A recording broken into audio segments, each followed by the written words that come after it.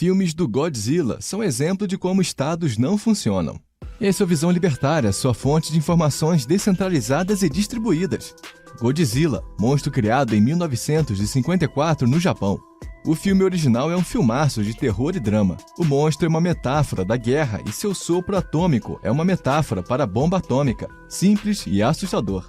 E o excelente filme de guerra Godzilla Minus One, que estreou nos cinemas em 2023, mostra com seu discurso anarcocapitalista que poucas vezes o governo realmente conseguiu lidar com o problema. Sim, Godzilla Minus One tem um discurso anarcocapitalista completo sobre como o exército do Japão é incapaz de lidar com o monstro, denunciando os horrores provocados pela guerra e recorrendo aos cidadãos livres para derrotar o rei dos monstros. O imperador Hirohito foi a figura divina máxima do Japão no século XX, onde não existia uma dicotomia entre direita e esquerda, e questionar o imperador era um pecado. Assim, o imperador Hirohito se uniu com ninguém menos que os nacional-socialistas trabalhadores, os petistas originais da Alemanha, e invadiram diversos países na Segunda Guerra Mundial, iniciando a agressão contra os Estados Unidos no ataque covarde contra Pearl Harbor. E mesmo o Japão assistindo a todos os seus aliados sendo derrotados na Segunda Guerra Mundial, ainda foi o último país a se render. Com isso, os Estados Unidos também cometeriam a covardia de jogar 2 bombas atômicas no Japão. 9 anos depois, o filme Godzilla foi para os cinemas do Japão, questionando absolutamente tudo que o país viveu até então. O monstro que descansava foi acordado pela bomba atômica e saiu do mar para destruir tudo à sua frente, exatamente como o exército do Japão fez com a Indochina e com a China. Mas no filme, o exército simplesmente não conseguia destruir Godzilla. O filme japonês foi aos cinemas 9 anos após a derrota do país, para mostrar uma ameaça que o exército não poderia derrotar. O monstro Godzilla tinha 50 metros de altura, era lento e desajeitado, mas possuía a habilidade de produzir energia nuclear dentro de si e de atirar com seu hálito de fogo. Atualmente temos 2 produções americanas sobre Godzilla, os filmes e o seriado Monarch, Legado dos Monstros. No Japão temos 2 filmes ótimos com o Shin Godzilla e o novo Godzilla Minus One, altamente recomendados. E em quase todos os filmes de Godzilla o estado falha. Desde a primeira obra temos filmes extremamente toscos e bizarros com o personagem, mas o estado sempre falha. Desde o exército, a marinha e a aeronáutica, até todas as polícias. Chega a um ponto onde o Estado só consegue conceber que a melhor coisa contra um monstro gigante é jogar outro monstro gigante para cima dele. O governo falha e só resta botar o Godzilla para brigar com o Anguirus, com o King Kong, com a borboleta voadora e com o dragão de 3 cabeças. Quando muito, o governo consegue a muito custo criar o Mechagodzilla, que é uma versão robô do Godzilla. E como sempre, um governo nunca cria um herói, cria apenas uma nova ameaça. No filme, em 1945, um piloto tem a missão de se tornar um kamikaze, se sacrificando pelo seu país. Mesmo que seu país tenha um governo aliado dos nacional-socialistas alemães e que tenha cometido um genocídio de 20 milhões de pessoas na China. Mas antes de entrar em ação, sua base é atacada por Godzilla, onde ele é um dos poucos sobreviventes.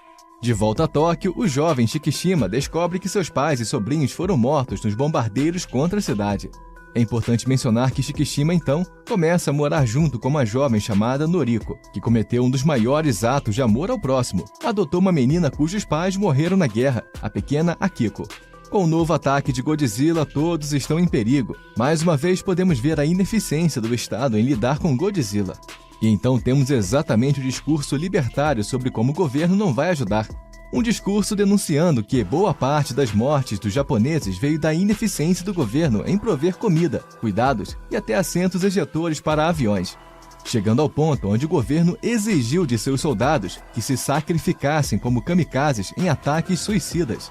Uma frase simples é dita no filme, abre aspas, às vezes não ir lutar na guerra é a coisa mais honrada a se fazer, fecha aspas.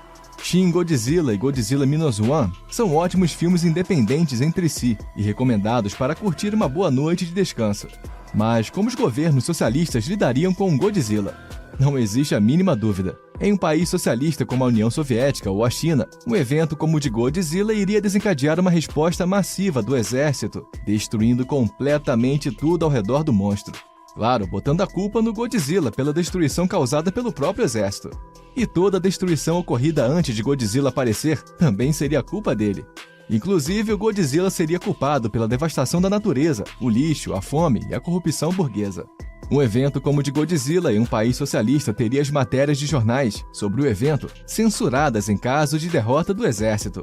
Mas em caso de vitória, Godzilla seria retratado como tendo 2 km de altura e sendo derrotado com um simples peteleco pelo líder supremo socialista. Um evento como o de Godzilla em um país socialista poderia servir para colocar a culpa no capitalismo, sem falar que todo socialista também colocaria toda a culpa dos judeus pelo aparecimento do Godzilla. Um monstro gigante em um país socialista seria, sim, pretexto para o Estado jogar uma bomba atômica. Em um país socialista, um evento de monstro gigante como Godzilla seria suficiente para os ecochatos socialistas ficarem calados, enquanto o Estado queima milhões de litros de gasolina para incendiar cidades inteiras. E quem reclamar que o bicho é o único de sua espécie vai pro Gulag. Se Godzilla invadir o mar de Cuba, vão afirmar que é culpa dos embargos americanos e colocar toda a culpa em Godzilla pela destruição das cidades, antes mesmo dele chegar perto delas. Se Godzilla invadir a Coreia do Norte, é perigoso o governo deixar o bicho solto destruindo tudo, para ter um álibi para o próprio fracasso. Só será ameaça se ele destruir algo do nhonho.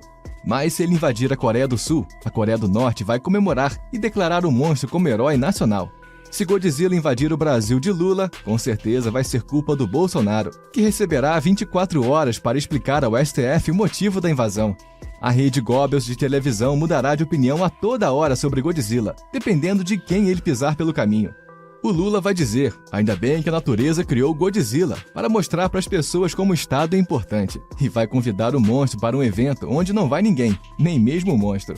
Os socialistas ainda vão afirmar que não enxergam ditadura no Brasil, vão proibir qualquer tentativa de legítima defesa do cidadão de bem contra Godzilla. Alguém do STF vai assinar a ordem para Godzilla não poder subir o morro. O exército vai ser chamado para pintar as ruas destruídas. Se o Godzilla invadir o Brasil de Lula, mesmo que o Bolsonaro mate o bicho com uma voadora no pescoço, ele ainda vai ser preso acusado de importunar o bicho, pois é assim que as ditaduras funcionam. Obrigado por sua audiência. Esse artigo foi escrito por O Salsichão do Amor, revisado e narrado por Paulo Wesley. Escreva artigos você também. Acesse visãolibertaria.com. Se você gostou do vídeo, compartilhe em suas redes sociais. Caso deseje ser avisado de outros vídeos, inscreva-se no canal e depois clique no botão da campainha. Até a próxima!